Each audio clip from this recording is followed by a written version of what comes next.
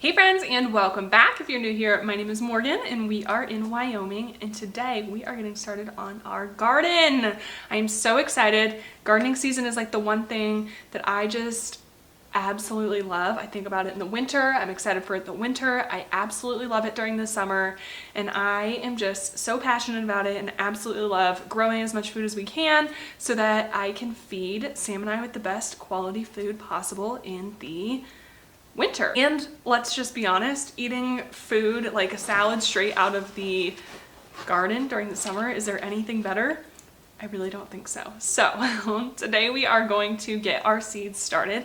If you watched last year's video, you'll notice this year I am in a different location. So I am actually in my upstairs portion of my house, and I am between our big window and our fireplace. So let me pull you out and show you where we are right now. So I know the lighting is brutal, but we have this corner. Can say kind of arrow laying in the front window.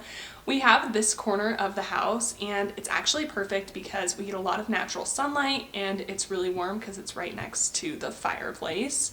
So I thought, let's try this year and see how it works. So last year my seed starting adventure worked well, but not great. I would not consider myself a professional gardener by any means. I am learning every single year, and I take every loss as an opportunity to win and every win as a great success. So I'm just kind of doing what I enjoy, and some years it's really successful, other years it's not, but I just want to bring you guys along because sometimes it's fun doing these types of things with someone else. I know when I'm planting a lot of seeds, I love just kind of doing it alongside someone else. So I'm going to be here for you, and we can go through our garden wins and losses together this season. So one thing you might have noticed last year is my seedlings did okay, but not great. And honestly, I think it's because they were kind of out of sight, out of mind. So I had them down in my basement, and I pretty much don't do that much down there. So I do laundry down there, but I was pretty bad about turning the grow lights on and off. So they'd have 3 days in a row of just straight sunlight and then 1 day of no sunlight. And I wasn't on top of it when they were down there. I struggled because I had to carry all the water down. So this year I'm really close to my kitchen, and I am where I spend a lot of time. So I think it'll be a lot easier to kind of keep up with them. So if you're going to start your own seeds, I highly recommend putting them in a place where it's very visible so that they are top of mind. Obviously, they don't require that much babysitting, but it's kind of fun to watch them grow every day too. So I'm going to show you kind of my setup, what works well for me, and then we are going to get planting some exciting plants. Okay, so I apologize. I know the lighting's not great, but that's what happens when you put your cart between two windows. So all this is just a rolling cart. It is on wheels, and it has 4 shelf layers. So under each shelf I have 2 sets of grow lights, and I'll link the lights that I'm using down below. These were super inexpensive, and honestly they work really, really well. So they're just kind of plasticky.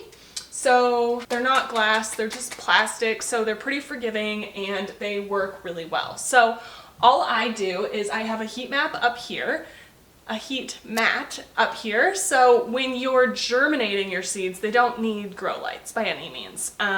So I have that up here where I don't have any grow lights. So as I'm germinating seeds, they go up here, and then once they begin to sprout and we have a little seedling, they'll go down a level onto one of the next layers of shelves, and that's where I have the grow lights. Then over here, these grow lights just have an on and off, so I can just flip them on and off. They're all hooked up, or I can individually hook them up, so they really don't use a lot of power whatsoever. But if I only wanted to run the top shelf, let's say, I can just disconnect the button to the next 2 layers down. So like I said, this is super inexpensive. It honestly works so well for me, and it's just great. All I have done is just zip tied my lights on. And what's nice about that is when gardening season's over and I want to move this back into the storage area, I can just roll the cart, cut the zip ties if I want. Honestly, I left them on last year, but then this cart doesn't have to only be used for gardening. It's just a temporary little holder to keep the lights on. So I find that works really, really well. Overall, I'm super happy with this setup. Then what we do is I like to just lay out the seedlings that I'm going to put in each container. That way I know how many of what I'm planting and where I want them. So as I'm going through and actually planting, I have my 8 seed packets all set out. So this tree I'm just going to do jalapenos. In this tray will be tomatoes and tomatillos. So we're gonna get those planted today. I know you're probably thinking, Morgan, you are so behind when it comes to planting these, but it's actually not. So my last freeze date is May 20th, somewhere around there. So I still have quite a while until I am able to get outside and get these planted. Being in Wyoming, we have a very, very short growing season, so I make sure to plant really quick growing things, and I try to plant them a little bit earlier inside so they can be bigger when I transplant them outside. So that's enough of me blabbing. Let's go ahead and get our plants planted, and I will show you kind of how I'm gonna organize them, label them, all of that. All right, so we are gonna go ahead and get our soil going. So all I have here is just an empty bucket. It's dirty because I used it last year. And all we're gonna do first is get our soil ready to plant in. So this year right now, I'm gonna try a few different things with different versions of seedlings. But this year, I wanna start by trying this Haas premium seed starting. So here's everything that is in it, and I really liked how it's kind of listed out. That way you can figure out if this is right for you or not. And what I found about planting and gardening in general is there's about a million different ways to do it, and you just need to decide what's going to be the right way for you. So there's no right or wrong. It's just whatever it works best for you. So this is literally like bone dry. So I am just adding some water. You can definitely use a shovel for this. I just prefer, honestly, getting my hands a little wet and just doing it. And just that way I can really kind of feel the texture and know how much water is in there. But it's whatever's best for you. And I did have this soil sitting in our front window that you saw Arrow sleeping in. And I'm also pouring in warm water. The reason is we're trying to get our seedlings to germinate, and they need to be warm to do so. So I find if I have everything just a little bit warmer, it's easier to get those seeds warmer, and I just feel like we're starting them off on the right note. Who knows if that does anything, but it makes me feel better. Okay, so here's kind of what we're working with so far. It's to the point of like staying together. And then I like to just, I'm gonna go just a little bit more water. And I mentioned earlier that there's no right or wrong way to garden. And I hope that that encourages you, that you don't need to have the perfect setup in order to start a garden. When I first started gardening, I built 2 little boxes in our backyard and just started with 2 planter boxes. And it's honestly, there's no such thing as a perfect setup. So I just encourage you to, if you want to start gardening, start whether it's, you know, 1 plant in your front window or anything like that. Just start small, and no matter what, you're going to be learning a lot. I feel like every year is a huge learning lesson.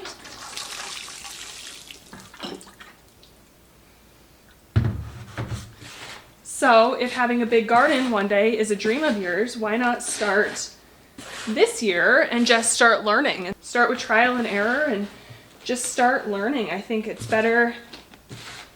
The earlier you can start, no matter what that looks like, with a new skill or a different lifestyle, is something that I just highly, highly encourage. Okay, I'm gonna call that good. So you want it pretty damp, but not so damp that when you like squeeze it together, water's falling out. So you just wanna make sure that everything is pretty well saturated. And if you live in a more like humid climate, or your soil's been sitting outside, you'll definitely have to add less water than I did. I just live in a crazy, crazy dry climate, so you have to add a lot of water. All right, so now that that's good to go, I'm gonna take my first tray, and you're literally just going to start adding soil.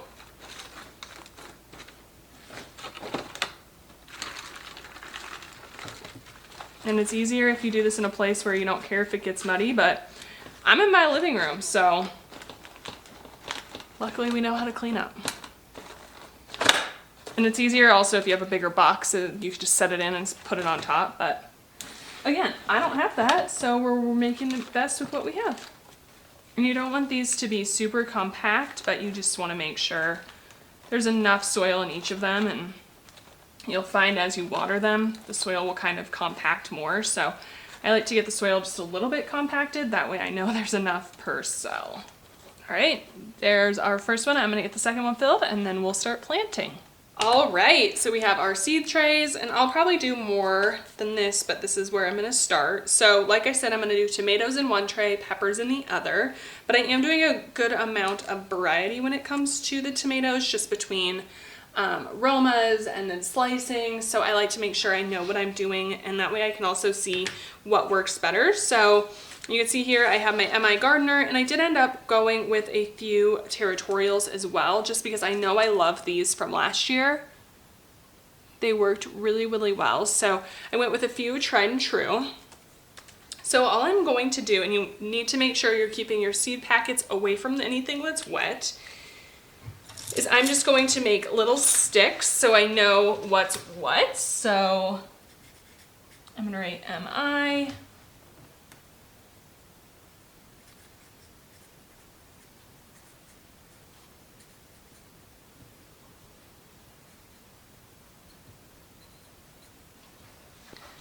And then I just wrote what it was. And then what I do is I only stick this stick in a little way so I can read it, but then just put it at the front of the row so I don't need to make a stick for every single one. So I'm gonna go through and make my sticks, and I'm gonna lay my seeds out in that order as well.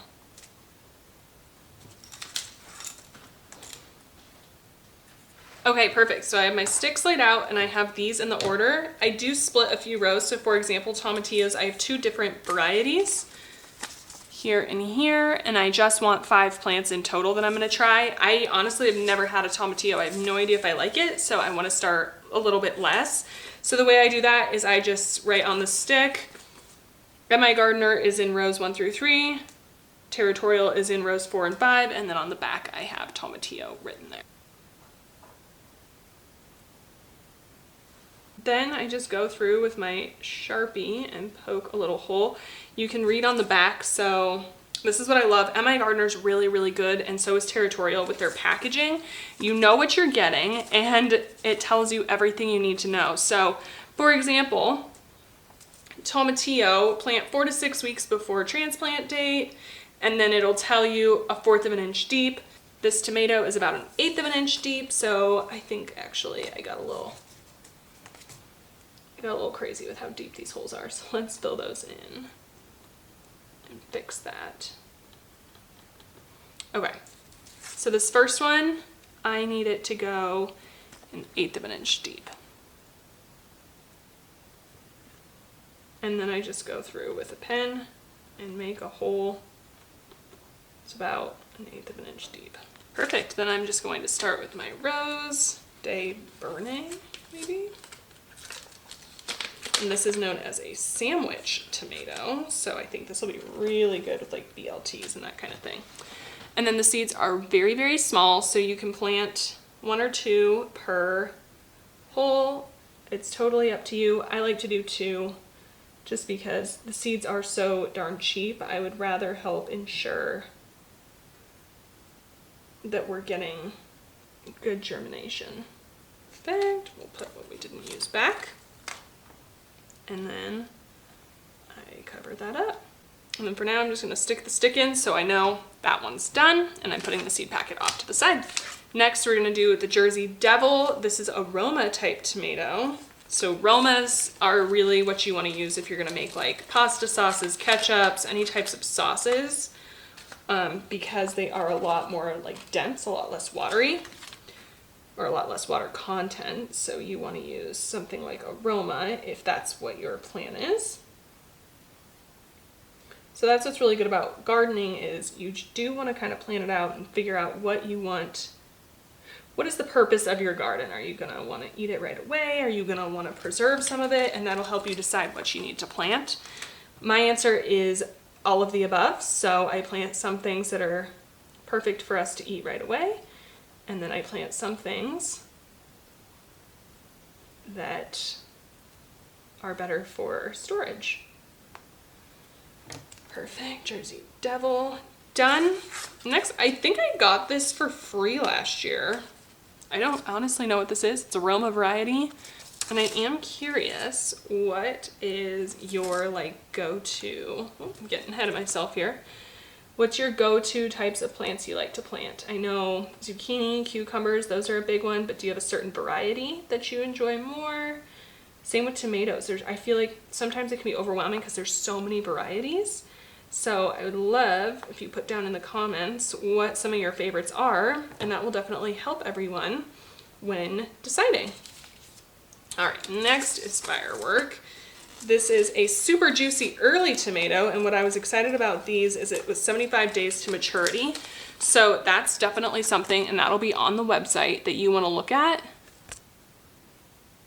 If you live somewhere with a short growing season like I do, you need to be very conscious of what type you're growing, because it's the worst when your tomatoes get so close to being ready, or you're finally starting to get a little bit of fruit on and your first frost comes. So definitely look into that as well. Then I'm gonna do a cherry buzz. All right, so the cherry buzz is an indeterminate. So these will need to have a cage or be up next to a fence or something. So that's another thing to think about, is with the varieties you're planting, is indeterminate is considered more of that vining tomato, versus a determinant is more of a bush tomato, so it won't require a tomato cage. So it's totally what you want, but that's another thing to consider. Okay, there's our tomatoes done. You can see everything we did. Now I'm going to set these aside and jump over to the tomatillos. I mean peppers. And for the peppers, same process here. I think they're a little bit deeper though, because the seed's a bit larger. Yep, these are all 1/4 inch, so I'm just gonna go a little bit deeper with my pen back. All right, then we're gonna repeat the process and write sticks for these. So territorial. La Bamba is a jalapeno. Then we're gonna do ancho peppers. And if you've never tried an ancho pepper or a poblano pepper, I highly recommend it. They are so, so good. Growing up, my mom would always just put either cottage cheese or cream cheese and shredded carnitas or pork and just cheese on top of it stuffed inside a poblano, and we would eat that for dinner. Woo! It is so good. And they're really not spicy. So if you like the pepper taste but not a lot of spice, I would definitely go that direction. All right, here's all of our peppers. The final little piece of insurance that I do to make sure I know what the heck I'm putting in the ground is I actually put a mark over on one side with a silver Sharpie. And then I snap a picture of this with my phone. And then I always know what is what, and I know the side with the Sharpie is where we start. So I am going to put these on the heat maps, meaning we can't have the sticks in there because they stick up too far, and I want to put the lids on it so we can trap some moisture and some heat. So I like to just do that just in case anything shuffles or moves, I know exactly what we have. All right, let's go take these over to our heat map. Okay, so this is my reminder to you that you don't have to have all the expensive equipment and everything to make gardening work. So all I'm gonna do during the day is keep them on this towel in the sunshine. Our sun is so strong here in Wyoming, so this window easily gets to be 80, 90 degrees. I'm not even kidding, it gets so hot. So all I'm gonna do during the day is put them in the window, and at night I will transfer them over to the heat mat. If you don't have a heat mat, put them in front of a heater vent or on top of a heater vent, as long as it doesn't get too hot. put it in front of your pellet stove, your fireplace, make sure it's a safe distance away, but you can be pretty creative with what you do to get these up to heat. All right, friends, so here's that heat map that we will go ahead and move those to at night just to make sure they're staying consistently warm. The last thing I wanted to talk to you about is cinnamon. So if you have any issues with fungus or bacteria growing on top of your little seedlings, all you're going to do is just sprinkle the soil as soon as the seedlings sprout with a little bit of cinnamon. I like to do it after the seedlings have sprouted. You can really do it anytime though, so as soon as I start getting little seedlings, I'm just sprinkling a little bit of cheap cinnamon on top of them, and that should help keep your algae and anything else, the mold, down on your plants. So I highly recommend you get yourself some cinnamon. And one last thing is you want to make sure when you're planting that you're doing things that germinate around the same time frames. So for example, I have all my tomatoes and all my peppers on the same tray because they take about the same amount of time to germinate. You don't want to have your peppers on the same tray as something that takes, like flowers, for example. Sometimes those could take a really long time to germinate. You don't want to put those together because traditionally, unless you have the option to have your grow light and your heat mat all on one level, once the plant starts to sprout, you have to move it onto the grow lights. So when they're seeds and you're trying to get them to sprout, you actually don't need light, you just need heat. Once they sprout, that's when you need the light. So if you plant something that's still trying to get the heat and half the tray is trying to get light, you're gonna run into a little bit of an issue. So definitely make sure that you're planting like things together in terms of their time it takes to germinate. That way you can get things moved over from the heat to the light and you won't have any issues there. So that's it for today. I hope you found some of this video helpful. I'm gonna go finish planting a few more things. I am so excited about this gardening season and so excited to take you along with me. If you enjoyed today's video, please consider giving it a thumbs up and subscribing so you can follow along with our freezer meals, our planting, our gardening, our hunting, everything that is to come in the next few months. Thank you guys so much for taking your time out of your day to come hang out with me, and I'll see you in the next one. Bye, friend.